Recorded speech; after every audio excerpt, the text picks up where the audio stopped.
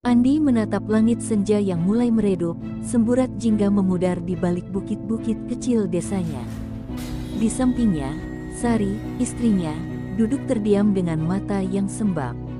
Mereka baru saja menjual motor tua satu-satunya aset berharga yang mereka miliki demi membeli tiket kapal menuju Papua. Angin sore membawa bau tanah basah dari ladang yang kini bukan lagi milik mereka. Keputusan itu bukan perkara mudah. Namun, hidup di desa tanpa harapan membuat Andi tak punya pilihan.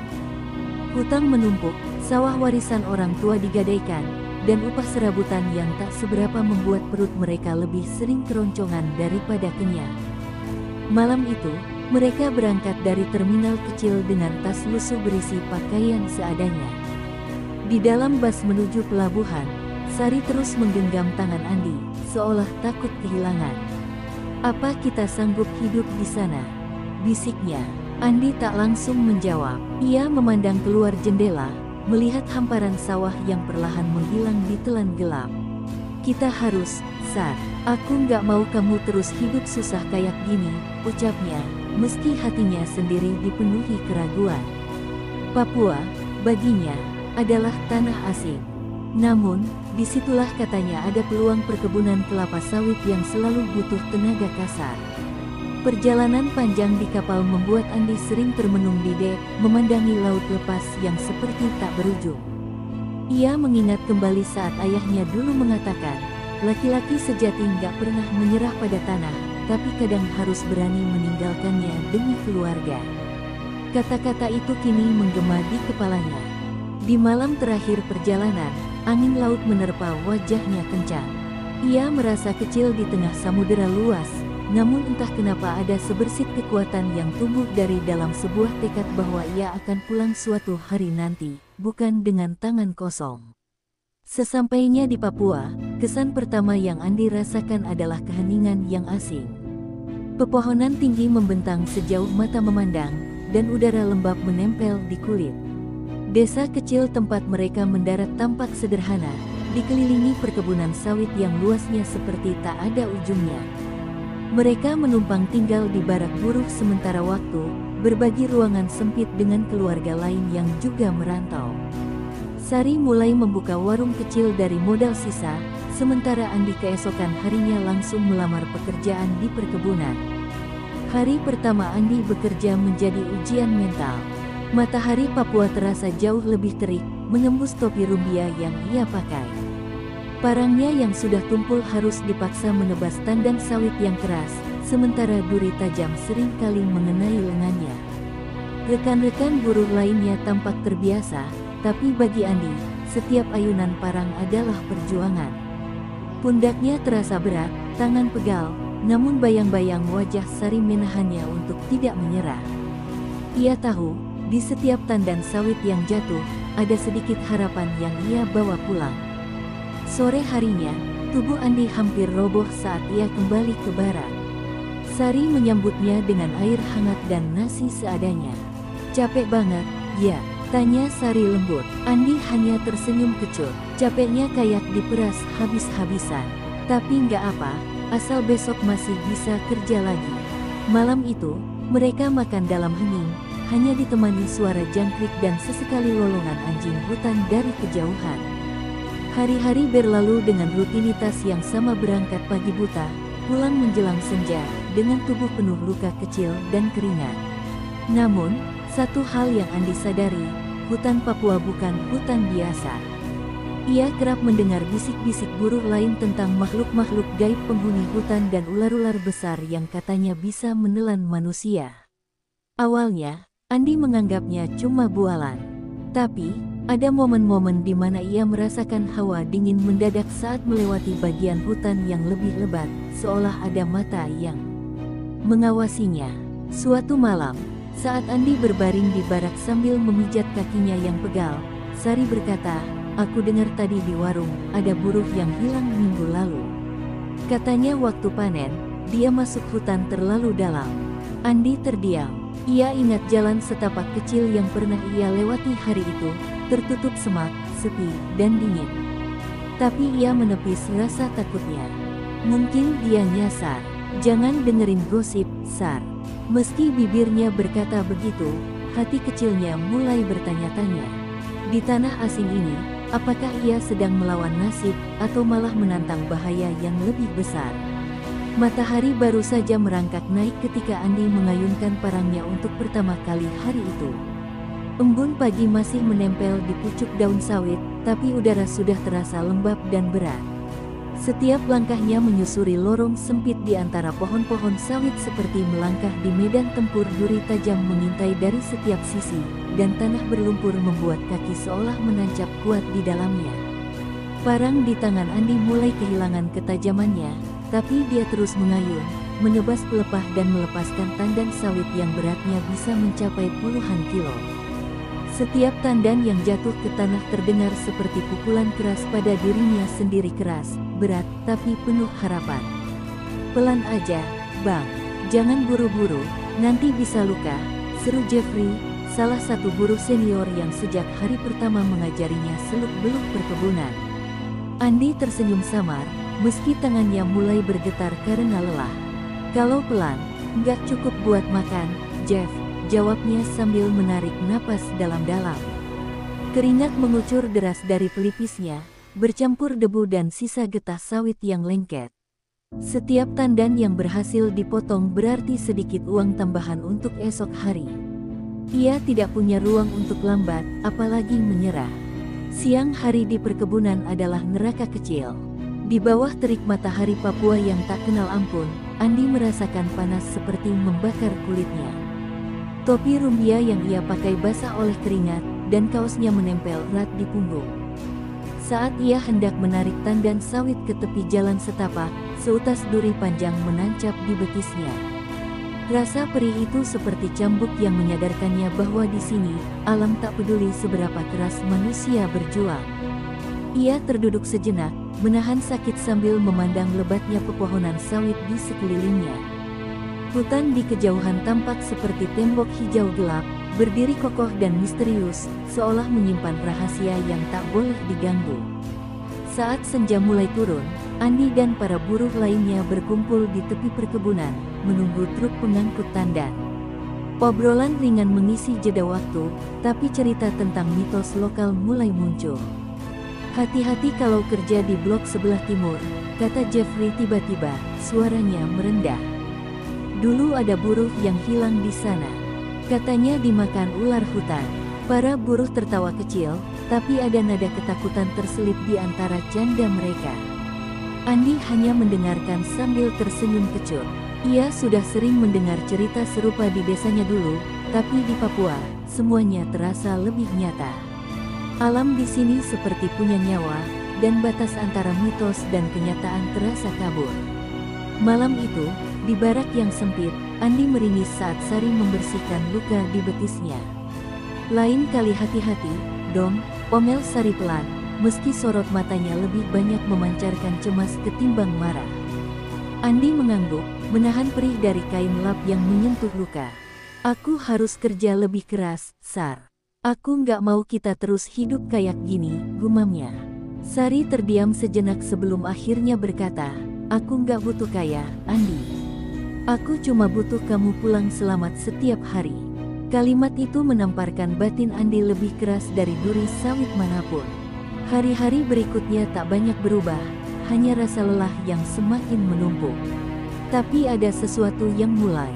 Andi rasakan sebuah ketegangan yang mengendap di dalam hutan. Kadang saat ia bekerja sendirian di blok perkebunan yang lebih dalam, ia merasakan hening yang tidak wajar. Burung-burung mendadak sunyi, dan angin seolah berhenti berhembus. Suatu siang, ia melihat jejak panjang seperti bekas tubuh besar yang melata di atas tanah berlumpur. Ia menelan ludah, berusaha menepis pikirannya, tapi bayangan cerita ular raksasa dari para buruh terus membayangi benaknya. Hingga suatu hari, di tengah teriknya siang, Andi ditugaskan di area paling dalam perkebunan blok yang jarang disentuh buruh lain karena letaknya dekat dengan hutan lebat. Sendirian di tengah rimbunnya pohon sawit, ia merasa seperti makhluk kecil di tengah alam yang luas. Suara cengkerik bersahut-sahutan, tapi Andi merasa ada yang salah. Tiba-tiba, udara menjadi dingin, dan daun-daun di sekitar bergetar tanpa sebab. Ia menggenggam parangnya lebih erat, instingnya berteriak agar ia pergi, tapi ia terlalu dalam di dalam perkebunan. Saat ia membungkuk untuk mengangkat tandang sawit, suara gesekan keras terdengar dari balik semak-semak. Hening sesaat, lalu suara itu terdengar lagi lebih dekat. Jantung Andi berdegup kencang, tangannya gemetar memegang parang. Ia menoleh perlahan, dan di balik semak belukar yang tinggi, ia melihat ranting-ranting bergerak aneh, seolah ada sesuatu yang sangat besar sedang mengendap-endap mendekat. Parang di tangannya terasa ringan, sementara tubuhnya seolah tertahan oleh ketakutan yang luar biasa. Ia tahu, apapun yang ada di balik semak itu bukanlah hewan biasa. Dan saat dedaunan merenggang, Andi bersiap untuk menghadapi sesuatu yang akan mengubah hidupnya selamanya.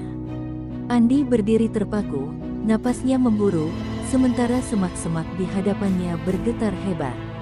Parang di tangannya terasa ringan, seperti tak ada gunanya menghadapi sesuatu sebesar ini. Detik berikutnya, dari balik rimbun dedaunan, muncul kepala ular raksasa dengan sisik hitam kehijauan yang berkilat diterpa cahaya matahari. Matanya kuning menyala, menatap Andi dengan pandangan dingin dan lapar.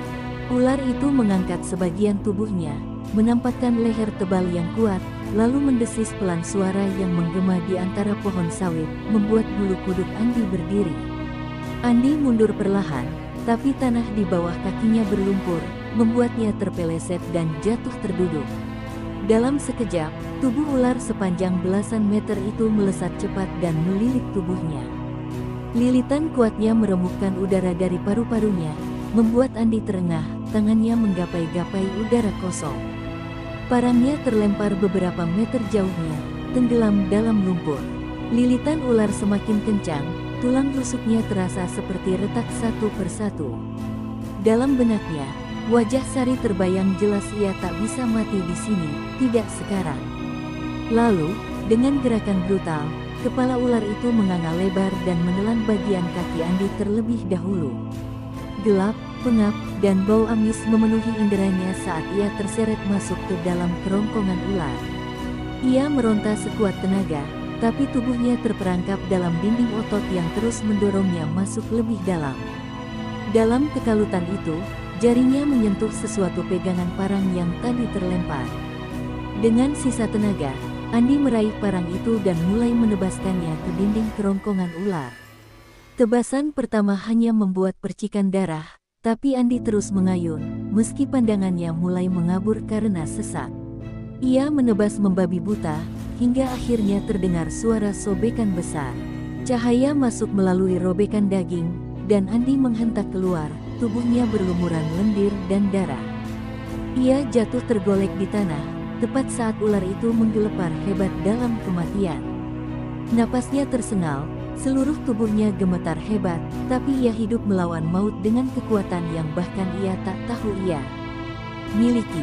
Saat tubuh ular itu berhenti bergerak, Andi merangkak menjauh, tubuhnya masih terasa berat dan sakit. Namun, pandangannya tertarik pada sesuatu di perut ular yang terbelah. Di antara organ-organ yang berantakan, sebuah batu kecil berwarna hijau keemasan tergeletak, memancarkan cahaya lembut yang tidak wajar. Andi, meski setengah sadar, meraih batu itu. Begitu menyentuh permukaannya, ia merasakan sensasi hangat menjalar ke seluruh tubuh, mengusir rasa sakit dan lelah seketika. Batu itu seperti hidup berdenyut pelan di telapak tangannya. Namun, saat Andi berdiri dengan susah payah, angin di sekelilingnya tiba-tiba menjadi dingin. Pepohonan bergoyang meski tak ada angin yang berhembus. Ia mendengar suara bisikan samar, seolah berasal dari dalam batu itu. Kata-kata yang tak ia mengerti terdengar di telinganya, membangkitkan sensasi antara ketenangan dan ancaman. Ia menggenggam batu itu erat, lalu menjejalkannya ke dalam kantong bajunya sebelum melangkah pergi meninggalkan bangkai ular. Dengan tubuh yang masih bergetar, Andi berjalan terlatih-tatih keluar dari perkebunan. Setiap langkah terasa berat, tapi ada kekuatan baru yang mendorongnya untuk terus maju. Sampai akhirnya ia melihat bayangan barak dari kejauhan.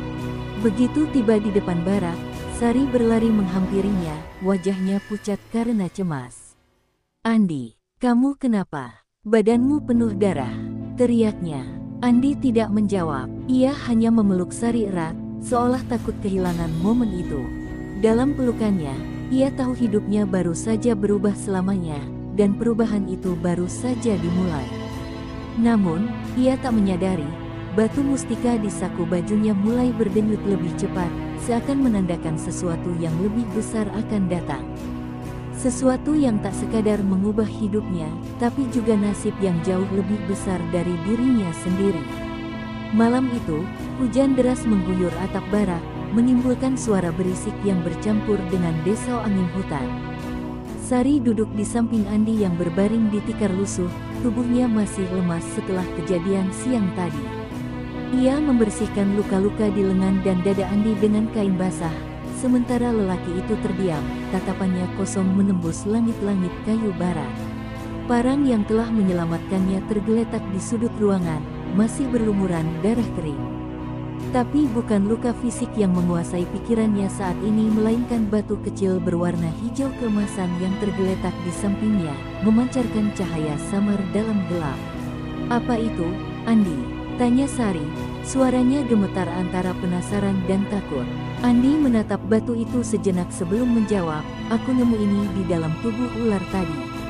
"Kayaknya ini bukan batu biasa, Sar." Ia mengangkat mustika itu perlahan.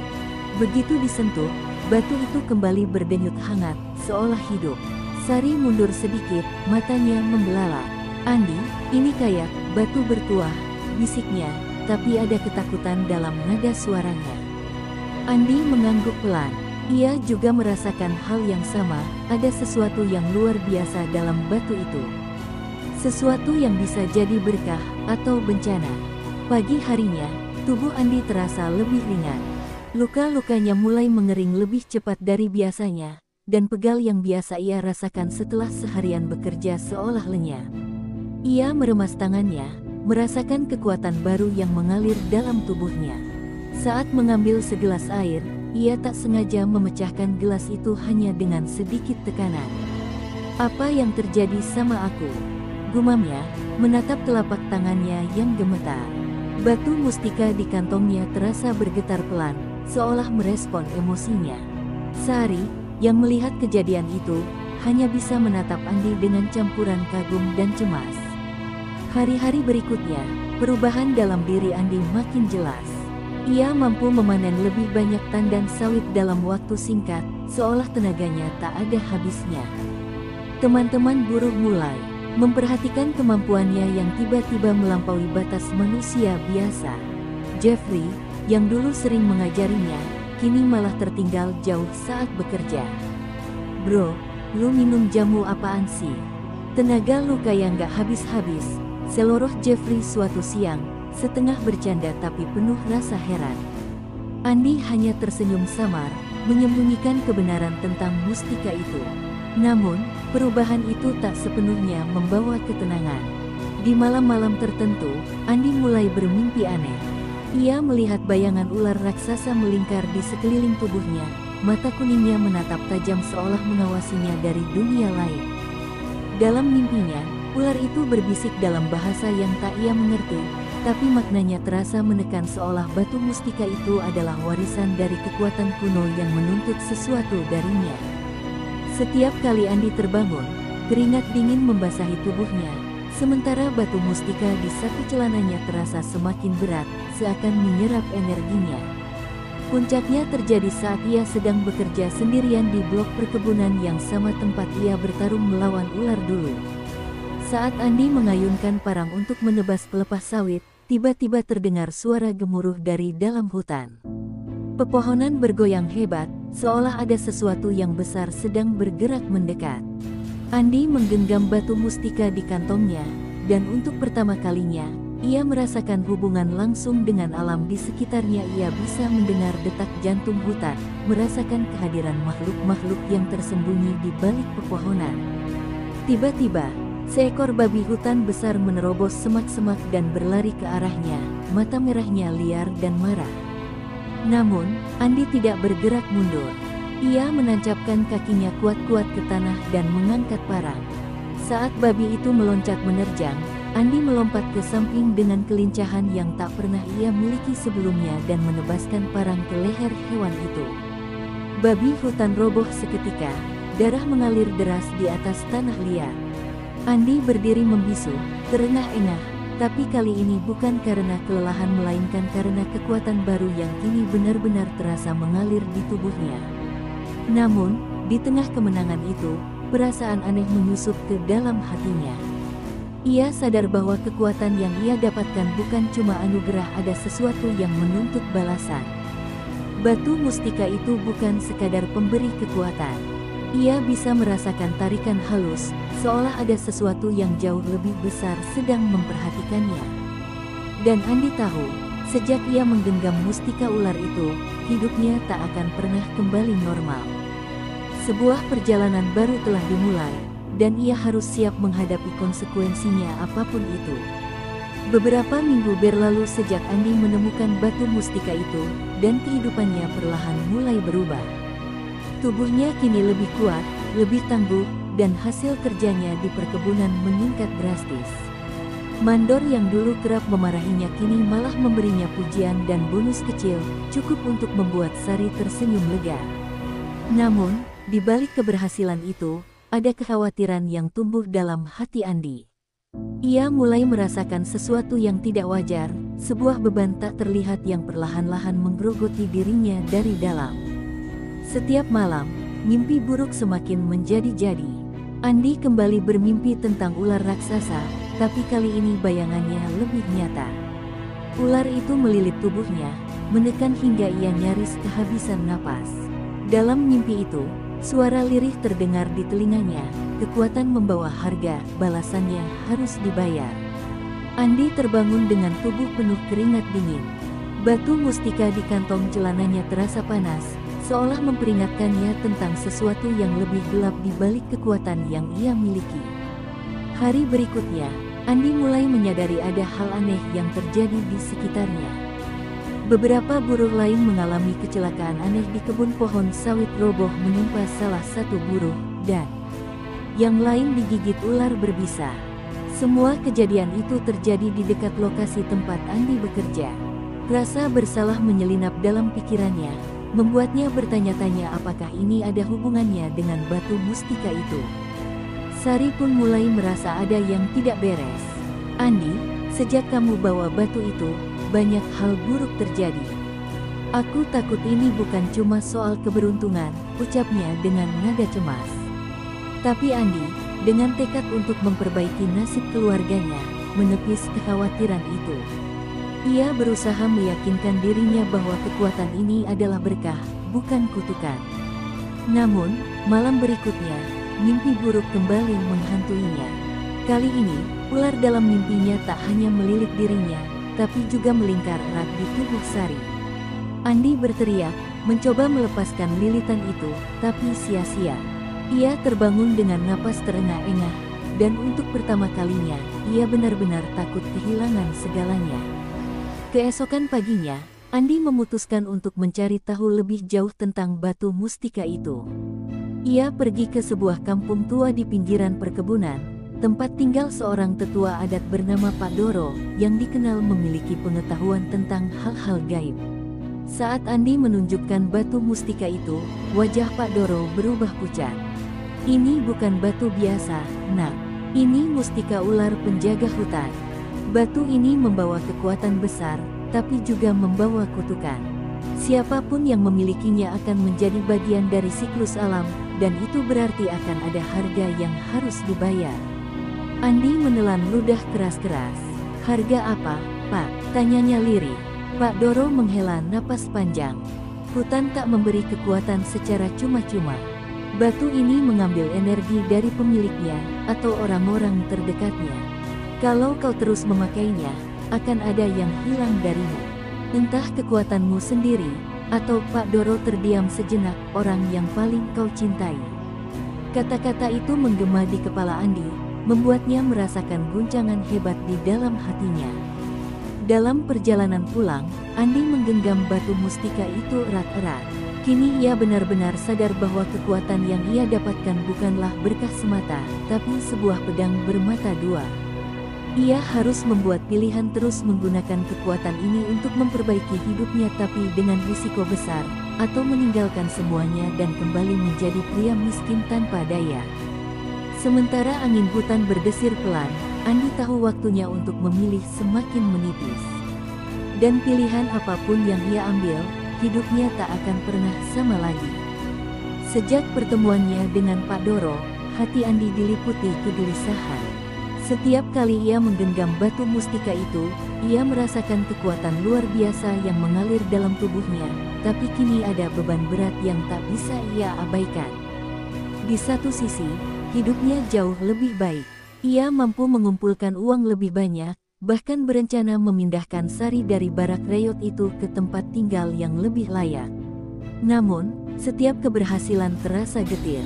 Kata-kata Pak Doro terus terngiang di kepalanya, akan ada yang hilang darimu. Pagi itu, saat Andi berangkat ke kebun, ia merasakan hawa yang berbeda. Langit mendung seolah menyimpan rahasia gelap.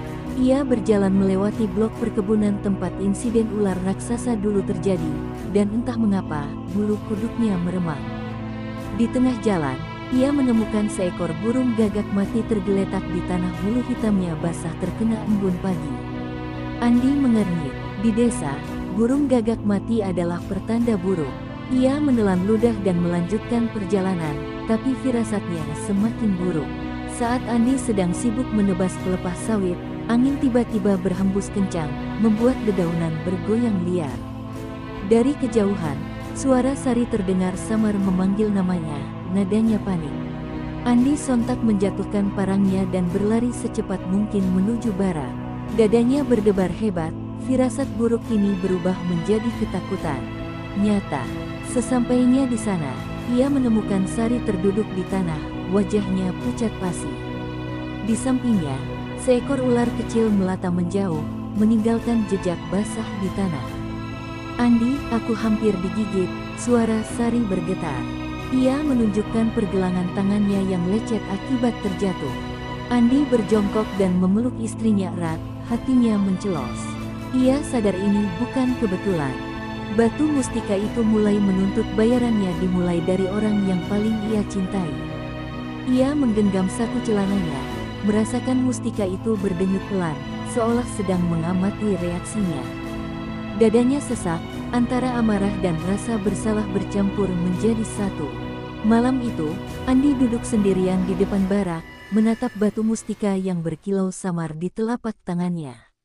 Ia teringat perjuangannya selama ini, bagaimana ia merantau demi memberi kehidupan layak untuk Sari. Tapi sekarang ia harus menghadapi kenyataan pahit, apakah semua perjuangannya harus dibayar dengan nyawa orang yang ia cintai. Air hujan mulai turun rintik-rintik, namun Andi tak bergerak sedikit pun. Apa gunanya kekuatan ini kalau harus kehilangan Sari? Gumamnya lirih. Saat hujan semakin deras, Andi merasa seolah alam mendengarkan kegelisahannya. Petir menyambar di kejauhan, menyinari batu mustika yang kini memancarkan cahaya lebih terang. Tiba-tiba, suara Pak Doro terngiang di kepalanya. Jika kau ingin melepaskan kutukan ini, kau harus mengembalikan mustika ke tempat asalnya. Tapi ingat, hutan tidak akan membiarkanmu pergi begitu saja. Andi menggertakkan gigi. Ia tahu apa yang harus ia lakukan. Keesokan harinya, sebelum fajar menyingsing, Andi menyiapkan perbekalan seadanya. Ia menggantung parang di pinggang dan menyelipkan batu mustika ke dalam kain kecil yang ia ikat erat-erat. Sari menatapnya dengan tatapan penuh tanya. Aku harus mengembalikan ini, Sar. Kalau enggak, kita enggak akan pernah aman, ucap Andi pelan. Sari menggenggam tangannya kuat-kuat, matanya berkaca-kaca. Hati-hati, Andi. Aku percaya kamu bisa. Dengan tekad yang membara, Andi melangkah masuk ke dalam hutan lebat, mengikuti jejak samar menuju tempat ia pertama kali menemukan batu itu. Namun, jauh di dalam hutan, sesuatu telah menunggunya, kekuatan tua yang tak akan membiarkan mustika itu pergi begitu saja. Di sanalah, Andi akan menghadapi ujian terbesar dalam hidupnya, bukan hanya untuk membebaskan dirinya dari kutukan, tapi juga untuk menyelamatkan orang yang paling ia cintai. Dan kali ini, ia harus menang atau kehilangan segalanya. Pagi itu, kabut tebal menyelimuti hutan Papua, menciptakan suasana sunyi yang mencekam. Andi melangkah perlahan, hanya ditemani suara ranting patah di bawah kakinya dan desau angin yang membawa aroma tanah basah. Parang tergantung di pinggangnya, sementara batu mustika terasa berat di dalam saku kain. Setiap langkah yang ia ambil seolah membuat hutan semakin hidup, dedaunan bergetar meski tak ada angin, dan suara-suara aneh menggema di kejauhan. Hutan ini tahu ia datang membawa sesuatu yang harus dikembalikan. Andi berhenti sejenak di tepi sungai kecil, airnya bening mengalir tenang, tapi ada aura yang membuatnya merinding. Ia menatap batu mustika di telapak tangannya. Cahaya kehijauan dari batu itu berpendar samar, seakan merespons panggilan dari dalam hutan. Aku nggak mau kekuatan ini lagi, aku cuma mau semuanya kembali normal, gumamnya pelan. Namun, saat ia hendak menyimpan kembali batu itu, angin tiba-tiba berhembus kencang, dan suara desisan ular terdengar jelas di telinganya. Andi tersentak, matanya waspada mencari sumber suara. Tak butuh waktu lama sebelum seekor ular besar muncul dari balik semak belukar.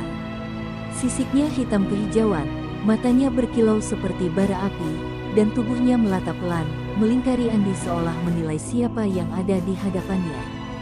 Andi menggenggam erat parangnya, tapi ular itu tak langsung menyerang. Sebaliknya, ia mendengar bisikan samar yang memenuhi pikirannya. Batu itu adalah warisan hutan. Kau telah mencurinya, dan sekarang kau harus membayar. Andi merasakan jantungnya berdebar keras, tapi ia meneguhkan tekadnya. Aku nggak mau kekuatan ini. Ambil balik batu ini dan biarkan aku pergi, teriaknya. Namun hutan tak menerima pengembalian semudah itu. Tiba-tiba, tanah di sekitarnya berguncang, dan dari balik pepohonan muncul lebih banyak ular, kecil dan besar, mengepung Andi. Ia berlari, menebas semak dan ranting sambil menghindari serangan ular-ular yang melata cepat ke arahnya.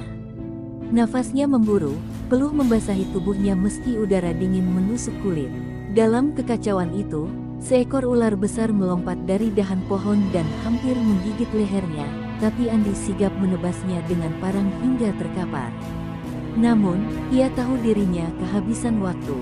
Andi akhirnya mencapai sebuah tanah lapang kecil di tengah hutan, tempat pohon-pohon tua menjulang tinggi seolah menjadi penjaga wilayah suci. Di tengah tanah itu, ada batu besar berlumut seperti altar kuno. Instingnya mengatakan disinilah batu mustika harus dikembalikan. Ia berlari ke arah batu itu, tapi tiba-tiba, seekor ular raksasa muncul dari balik pepohonan, jauh lebih besar dari yang pernah ia lihat. Tubuhnya hitam pekat dengan mata kuning menyala, menatap Andi penuh amarah. Ular itu melingkar, siap menyerang. Tanpa berpikir panjang, Andi mengangkat batu mustika tinggi-tinggi. Kalau kau mau ini, ambil. Ia melempar batu itu tepat ke atas altar. Begitu batu menyentuh permukaan batu besar itu, cahaya hijau menyala terang, disertai raungan keras dari dalam hutan. Ular-ular yang mengepung Andi seketika melata mundur, menghilang ke dalam bayang-bayang pepohonan. Namun, ular raksasa itu tidak pergi begitu saja. Ia menerjang Andi, lilitannya melingkar kuat di tubuh pria itu, mematahkan ranting dan menghancurkan tanah di sekelilingnya. Andi berjuang sekuat tenaga, namun kekuatan ular itu jauh lebih besar. Dalam detik-detik terakhir, ia menggenggam parangnya dengan sisa tenaga dan menusuk bagian lunak di leher ular itu. Darah hitam menyembur deras, dan ular itu mengerang kesakitan sebelum akhirnya roboh ke tanah. Tubuhnya menggeliat keras lalu diam.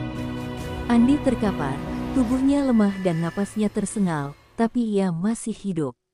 Cahaya batu mustika perlahan meredup, hingga akhirnya padam sepenuhnya. Saat Andi bangkit dengan sisa tenaga, ia merasakan hutan kembali tenang. Tidak ada suara bisikan, tidak ada getaran tanah, seolah hutan mengakui keberaniannya dan menerima pengembalian batu itu. Dengan tubuh penuh luka dan pakaian robek, ia berjalan perlahan keluar dari hutan, meninggalkan semua kekuatan dan kutukan di baliknya. Dalam hatinya, ia tahu ia tak lagi memiliki kekuatan luar biasa. Tapi satu hal pasti, ia masih hidup, dan Sari menunggunya di rumah. Dan kali ini, Andi tahu bahwa hidup sederhana bersamanya jauh lebih berharga daripada kekuatan sebesar apapun. Langkah Andi terasa berat saat ia berjalan meninggalkan hutan, tubuhnya dipenuhi luka dan pakaiannya robek tak karuan. Meski begitu, ada kelegaan mendalam di dadanya seolah beban yang selama ini menindih akhirnya terangkat.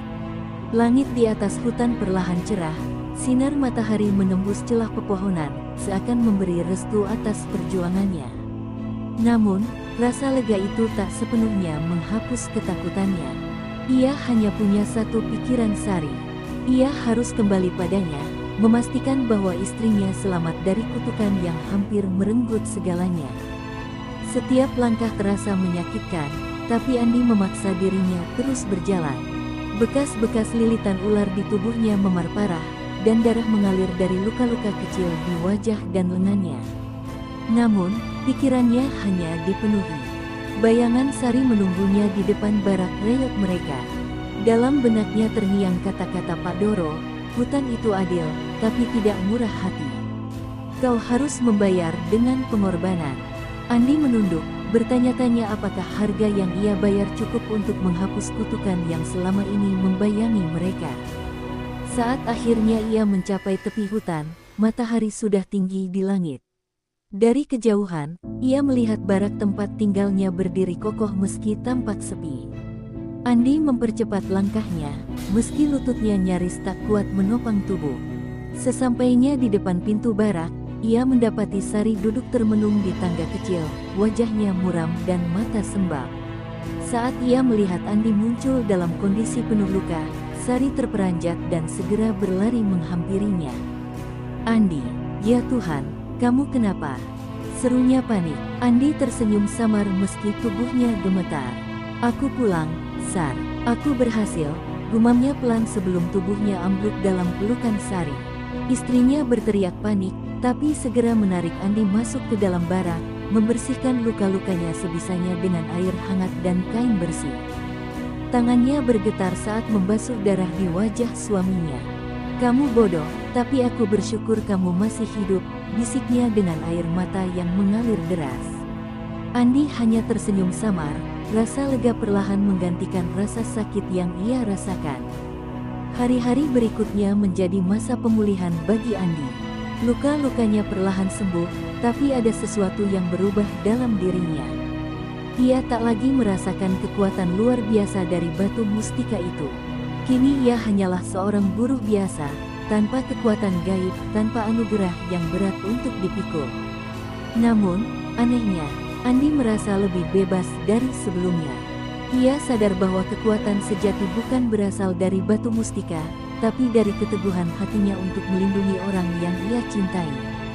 Suatu sore, saat matahari mulai condong ke barat, Pak Doro datang mengunjungi mereka. Pria tua itu menatap Andi dengan tatapan lega sekaligus hormat. "Kau berhasil melewati ujian yang tak semua orang mampu hadapi," ucapnya pelan. Andi menunduk, merasa dirinya bukan pahlawan, hanya seorang pria biasa yang mencoba bertahan hidup. "Namun," Pak Doro melanjutkan, "hutan telah menerima pengorbananmu. Dan meski kau tak lagi punya kekuatan dari batu itu, hutan akan memberimu perlindungan. Tak akan ada lagi bahaya yang mengintaimu di sini." Andi mengangguk, merasakan kedamaian yang belum pernah ia rasakan sebelumnya. Ia menatap Sari yang tersenyum hangat di sampingnya. Kehidupan mereka memang masih sederhana, masih penuh perjuangan, tapi kini tanpa ancaman tersembunyi. Mereka berdua punya kesempatan untuk memulai kembali, tanpa kekuatan gaib atau kutukan, hanya cinta dan kerja keras. Dan bagi Andi, itu sudah lebih dari cukup. Sore itu, di bawah langit Papua yang perlahan berubah jingga, Andi dan Sari duduk berdampingan di depan barak mereka. Angin berhembus lembut, membawa aroma hutan dan kebebasan yang baru mereka raih. Andi menggenggam tangan Sari erat-erat. Ia sadar hidup tak selalu tentang kekuatan besar atau keberuntungan instan, tapi tentang keberanian menghadapi cobaan dan tetap setia pada apa yang benar. Dan akhirnya, Setelah semua yang mereka lalui, Andi tahu mereka menang. Tidak dengan kekuatan, tapi dengan hati. Hari-hari setelah kepulangan Andi berjalan perlahan, seakan waktu memberi ruang bagi luka-lukanya untuk sembuh. Namun, meski tubuhnya mulai pulih, hatinya masih dihantui bayang-bayang peristiwa di hutan itu. Tiap malam, dalam sepi barak kecil mereka, Andi sering terjaga, mendengar suara angin yang berdesir seperti bisikan ular dan merasakan dinginnya lilitan yang seakan masih membekas di kulitnya. Sari sering menemukannya duduk sendiri di depan barak, menatap kosong ke arah hutan yang kini tampak tenang namun menyimpan kenangan pahit.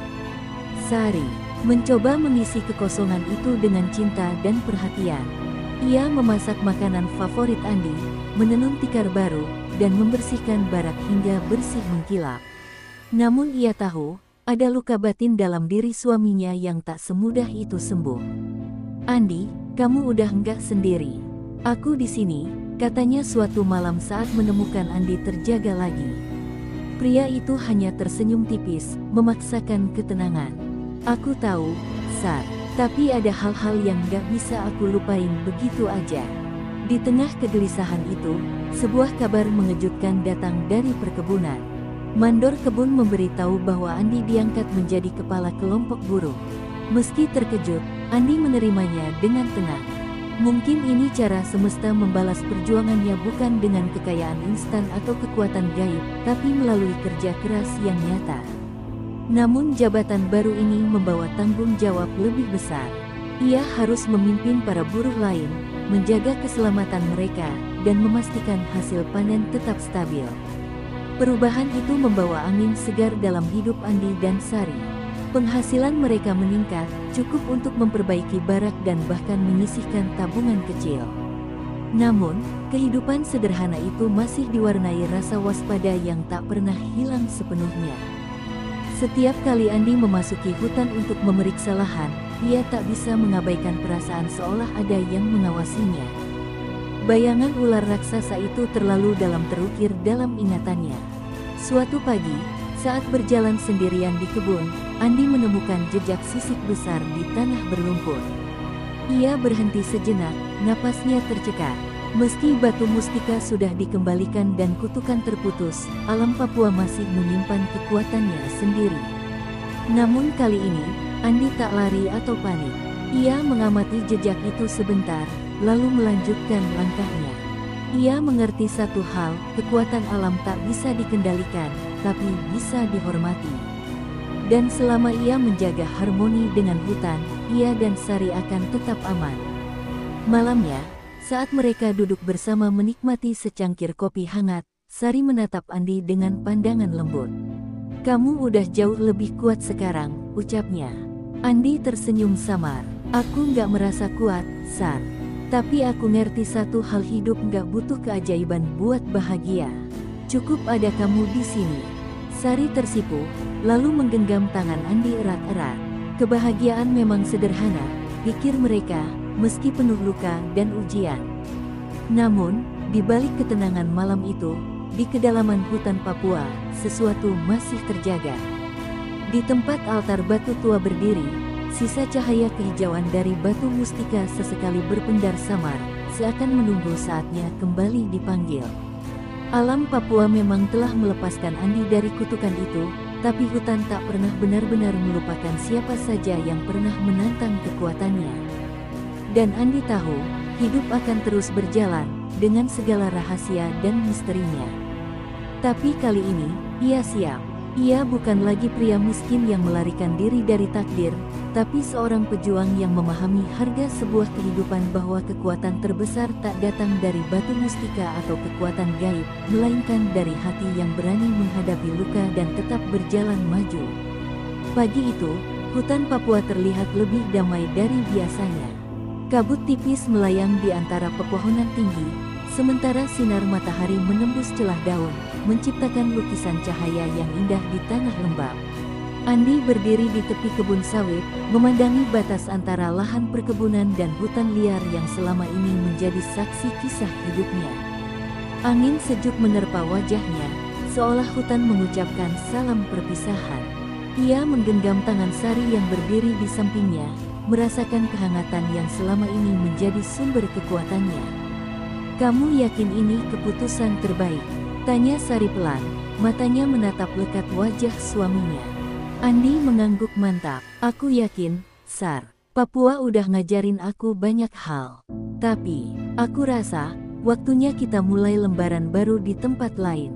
Ia menatap hutan lebat di hadapannya, mengenang setiap peristiwa yang hampir merenggut nyawanya namun juga membentuknya menjadi sosok yang lebih kuat.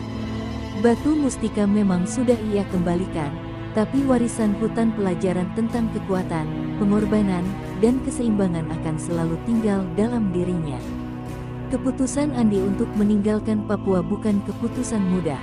Ia merasa ada bagian dari jiwanya yang tertinggal di hutan itu. Namun kehidupan harus terus berjalan. Ia tak lagi menjadi buruh kebun sawit yang miskin dan terasing, tapi kini menjadi pria yang mengerti arti kerja keras dan keberanian. Ia ingin membawa Sari ke tempat yang lebih aman, membangun keluarga kecil mereka tanpa bayang-bayang kutukan atau kekuatan gelap yang mengintai. Hari terakhir mereka di perkebunan diwarnai dengan perpisahan sederhana. Para buruh berkumpul di barak kecil mereka, memberikan salam dan doa untuk Andi dan Sari. Pak Doro, dengan tongkat tuanya, mendekati Andi dan menyerahkan sebuah benda kecil yang dibungkus kain lusuh. "Ini bukan mustika, tapi simbol keberanianmu," ucapnya sambil tersenyum. Saat Andi membuka kain itu, ia menemukan sebuah liontin kayu berbentuk kepala ular, diukir halus dengan simbol hutan di bagian belakangnya. "Hutan Papua mengingatmu, Andi. Dan kapanpun kau butuh kekuatannya, cukup ingat tempat ini," lanjut Pak Doro. Perjalanan meninggalkan perkebunan berjalan sunyi. Andi dan Sari menumpang truk tua yang melintasi jalanan berbatu, melewati bukit-bukit hijau dan sungai-sungai jernih yang dulu menjadi bagian dari perjuangan mereka. Di dalam truk, Sari bersandar di bahu Andi, sementara pria itu memandangi jalanan panjang di depan mereka. Ia merasakan campuran perasaan lega dan haru. Hidup tak lagi dibayangi ketakutan, tapi kenangan tentang hutan, ular raksasa, dan batu mustika tetap melekat dalam dirinya. Setibanya di pelabuhan kecil yang menghubungkan Papua dengan pulau lain, Andi berdiri di tepi dermaga, memandang cakrawala yang membentang luas. Kapal kayu sederhana sudah bersiap, asapnya mengepul pelan. Ia menarik napas panjang sebelum melangkah menaiki kapal bersama Sari. Saat kapal perlahan meninggalkan dermaga, Andi menoleh sekali lagi ke arah daratan Papua yang mulai mengecil di kejauhan. "Terima kasih," bisiknya pelan, bukan hanya kepada hutan yang pernah hampir merenggut nyawanya, tapi juga kepada pengalaman yang membuatnya lebih kuat. Di tengah perjalanan laut, saat ombak bergulung pelan, Andi membuka liontin kayu pemberian Pak Doro dan menemukan secarik kertas kecil di dalamnya. Tulisan tangan kasar namun tegas terbaca jelas, kekuatan bukan tentang menguasai alam, tapi tentang belajar darinya. Andi tersenyum. Ia mengerti kini bahwa kekuatan sejati tidak pernah berasal dari luar, melainkan tumbuh dari dalam diri manusia yang berani menghadapi ketakutan dan tetap berjalan maju meski penuh luka. Saat matahari mulai tenggelam di ufuk barat, mewarnai langit dengan semburat jingga, Andi dan Sari berdiri di dek kapal, merasakan angin laut yang lembut menerpa wajah mereka. Masa depan masih penuh teka-teki, tapi mereka tahu satu hal pasti, selama mereka bersama, mereka bisa menghadapi apapun. Papua kini menjadi bagian dari kisah hidup mereka, kisah tentang keberanian, cinta, dan kekuatan yang lahir dari hati yang tak pernah menyerah. Dan dengan begitu, perjalanan Andi bukan berakhir. Ia baru saja memulai babak baru, membawa warisan hutan Papua dalam jiwanya selamanya. Setelah berhari-hari perjalanan melewati lautan yang tenang dan ombak yang menggulung liar, Andi dan Sari akhirnya tiba di kampung halaman mereka, sebuah desa kecil di pinggiran Jawa. Udara di sini berbeda, lebih hangat, lebih akrab, namun bagi Andi, tetap terasa asing setelah semua yang ia lalui di Papua. Rumah-rumah tua berjajar di tepi jalan tanah yang berdebu, dan sawah membentang luas sejauh mata memandang. Namun ada sesuatu yang mengganjal di hati Andi, sebuah kekosongan yang sulit ia jelaskan. Ia telah kembali, tapi dirinya bukan lagi pria yang dulu meninggalkan desa ini dalam keadaan miskin dan penuh putus asa. Penduduk desa menyambut mereka dengan rasa penasaran. Mereka melihat perubahan dalam diri Andi, caranya berjalan lebih tegap, tatapannya lebih tajam, seolah membawa beban kisah yang tak mudah diceritakan. Sari tersenyum sopan pada tetangga yang menghampiri, tapi Andi lebih banyak diam. Ia merasa seperti orang asing di tanah sendiri. Namun yang membuatnya benar-benar tersentak adalah saat ia tiba di depan rumah lamanya, sebuah bangunan reyot yang hampir runtuh dimakan waktu. "Kita beneran balik ke sini, Andi?" tanya Sari pelan. Andi mengangguk pelan. "Disinilah semuanya dimulai, Sar. Kita harus memperbaiki semuanya dari akar." Hari-hari pertama di desa diisi dengan kerja keras. Andi memperbaiki rumah tua itu dengan tangannya sendiri, memaku papan demi papan, membangun ulang tiang-tiang yang rapuh. Namun di sela-sela kerja fisik itu, pikirannya sering melayang kembali ke hutan Papua. Kadang, saat malam sunyi dan hanya suara jangkrik yang terdengar, ia merasa seolah mendengar bisikan angin hutan, seperti panggilan samar dari masa lalunya. Dan saat ia memejamkan mata, bayangan ular raksasa dan kilatan parang dalam gelap kembali menghantuinya. Sari melihat perubahan ini dalam diri Andi. Ia tahu luka batin suaminya belum sepenuhnya sembuh. Suatu malam, saat mereka duduk di beranda rumah dengan secangkir teh hangat, Sari memecah keheningan. "Andi, kamu gak bisa terus dihantui masa lalu. Papua udah melepaskanmu, tapi kamu sendiri belum sepenuhnya lepas." Andi terdiam lama sebelum akhirnya mengangguk. "Aku cuma takut, Sar. Takut semua yang kita bangun di sini nggak cukup. Di hutan itu, aku ngerasain kekuatan, ngerasain dekat sama alam, tapi di sini, aku cuma orang biasa lagi." Sari menggenggam tangan Andi erat. "Dan itu cukup. Kita nggak butuh kekuatan gaib buat bahagia. Kita cuma butuh keberanian yang kamu punya waktu melawan semuanya di Papua. Itu yang bikin kamu luar biasa." Kata-kata itu menembus dinding keras di hati Andi. Ia menarik napas panjang dan untuk pertama kalinya sejak kembali, ia merasa sedikit lebih ringan. Beberapa bulan berlalu, dan perlahan kehidupan mereka mulai stabil. Rumah yang dulu hampir runtuh kini berdiri kokoh. Andi mulai bekerja sebagai petani, menggarap sawah yang pernah ditinggalkannya.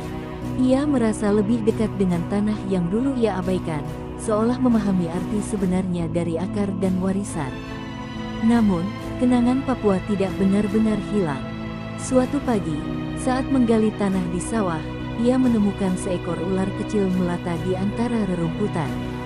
Alih-alih panik, Andi hanya menatapnya dalam diam sebelum membiarkannya pergi.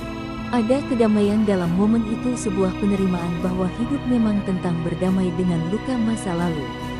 Malam itu, di bawah langit penuh bintang, Andi menggantung liontin kayu pemberian Pak Doro di dinding rumahnya.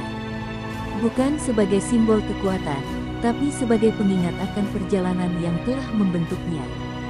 Ia tahu kini bahwa hutan Papua bukan sekadar tempat penuh bahaya dan kutukan, tapi guru kehidupan yang mengajarinya tentang keberanian, pengorbanan, dan pentingnya menghormati alam. Dan saat angin malam berhembus lembut melewati celah jendela, Andi tersenyum tipis. Ia telah pulang, bukan hanya secara fisik, tapi juga dalam jiwanya. Luka-luka yang pernah ada kini menjadi bagian dari dirinya, bukan sebagai beban, tapi sebagai pelajaran. Karena hidup, sebagaimana hutan Papua pernah ajarkan, adalah tentang bertahan, berubah, dan akhirnya pulang.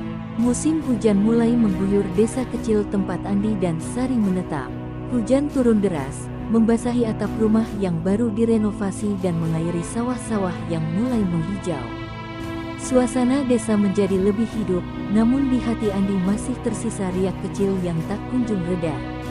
Meski kehidupan perlahan membaik, ada rasa kosong yang sulit ia definisikan. Ia sering terjaga larut malam, mendengarkan hujan yang jatuh di atap rumah, sementara pikirannya melayang ke hutan Papua yang kini jauh di belakangnya.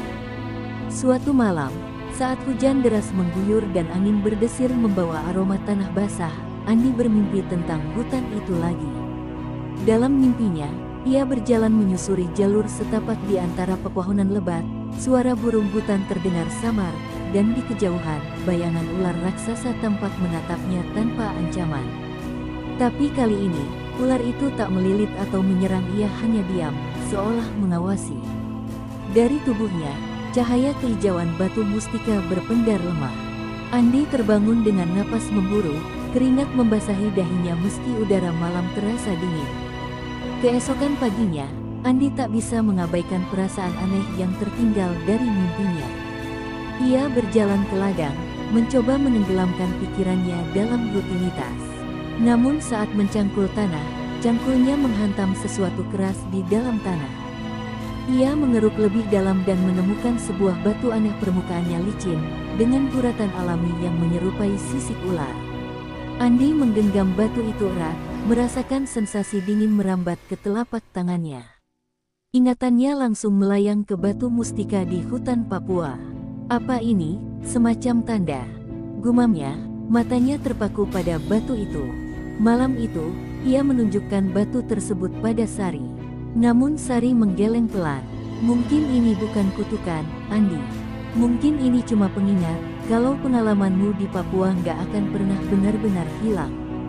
Meski Sari berusaha menenangkannya, Andi tahu ada sesuatu yang lebih dalam dari sekadar kebetulan. Seolah hutan Papua meninggalkan jejaknya di dalam diri Andi, jejak yang tak bisa dihapus waktu atau jarak.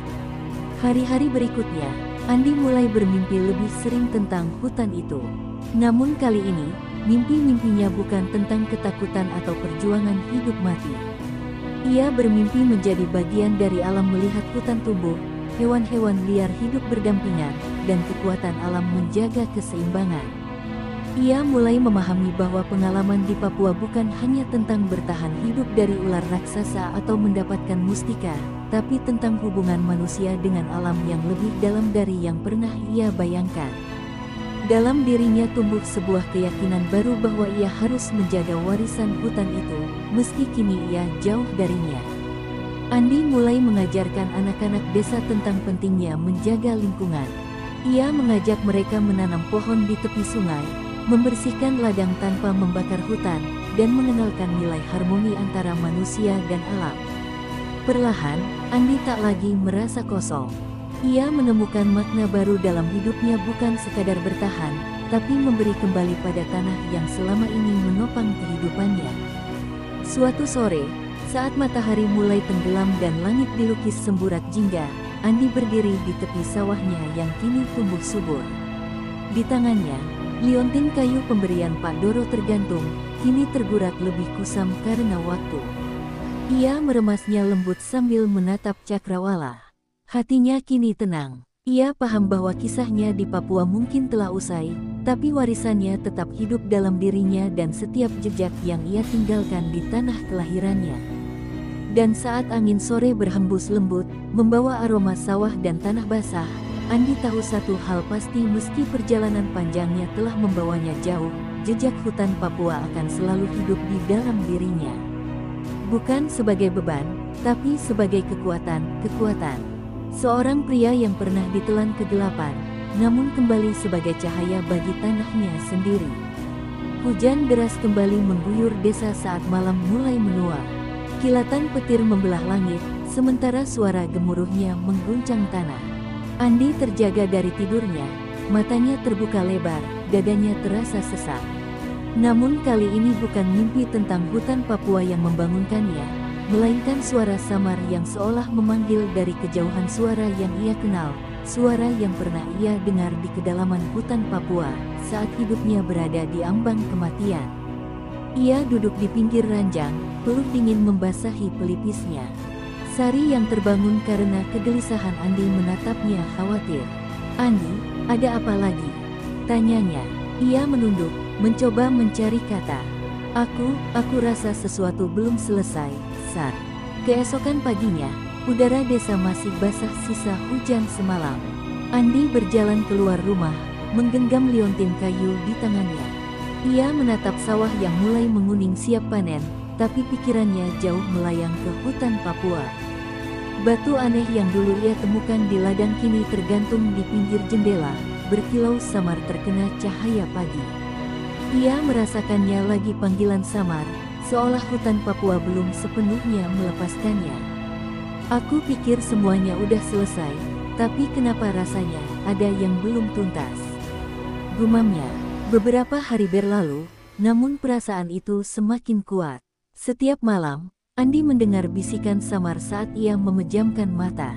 Ia mulai bertanya-tanya apakah batu yang ia temukan di ladang hanyalah kebetulan atau bagian dari sesuatu yang lebih besar. Hingga suatu malam, dalam mimpi yang begitu nyata, ia kembali berada di dalam hutan Papua. Tapi kali ini, hutan itu tampak sekarat daun-daunnya layu, tanahnya retak, dan suara binatang liar yang dulu mengisi hutan kini berganti dengan kesunyian mencekam. Di tengah hutan, seekor ular besar, meski terluka parah, menatapnya. Di matanya, ada permohonan, bukan ancaman. Andi terbangun dengan jantung berdebar keras. Ia tak lagi bisa mengabaikan panggilan itu.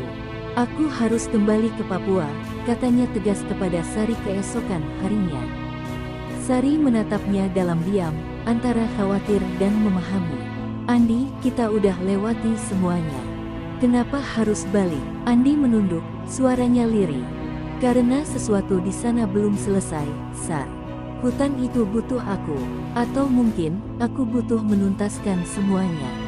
Sari terdiam, lalu mengangguk. Ia tahu, ini adalah bagian dari perjalanan hidup Andi yang tak bisa dihindari.